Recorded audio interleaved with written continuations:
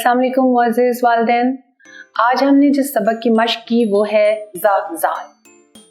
ज़ाल को लिखना जब हम बच्चे को सिखाते हैं तो उनके लिए बहुत आसान होगा, आपके लिए भी बहुत आसान है क्योंकि दाल और डाल बच्चा लिख चुका है। दाल और डाल के बाद आता है ज़ाल।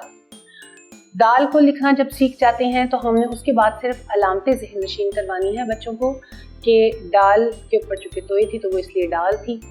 अब ज़ाल के ऊपर क्या अलामत है, वो है नुक्ता। ज़ाल की पहचान उसका वो नुक्ता है जो उसके ऊपर है, जिसकी वजह से वो ज़ाल कहलाता है। ज़ाल से हमने अल्फाज का जो मजमूआ देखना है वो देख लेते हैं कि ज़ख़ीरा।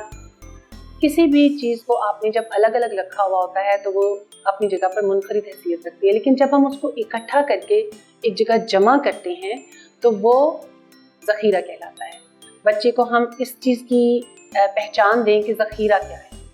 घर में ही मुख्तलिफ चीज़ों को आपने इकट्ठा करके जहाँ रख दें तो आप कहें ये पेंसिल्स का ज़ख़ीरा है, ये रबड़ का ज़ख़ीरा है, ये किताबों का ज़ख़ीरा है। किताब अलग अलग होगी तो वो अलग अलग है।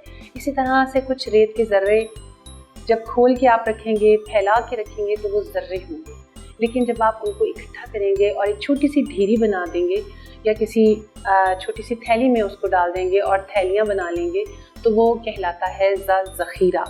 इस तरह की सरगर्मी करने से बच्चों को ज़हन नशीन हो जाता है कि ज़ाल से बनने वाले अल्फाज क्या है।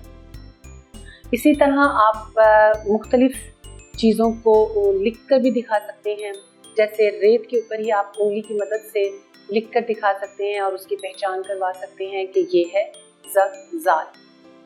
उम्मीद है कि ये वीडियो आपके लिए मुआवन साबित हुई होगी। इंशाअल्लाह ताला अगली वीडियो अगले सबक के साथ हाजिर होंगे। तब तक के लिए अल्लाह हाफ़िज़।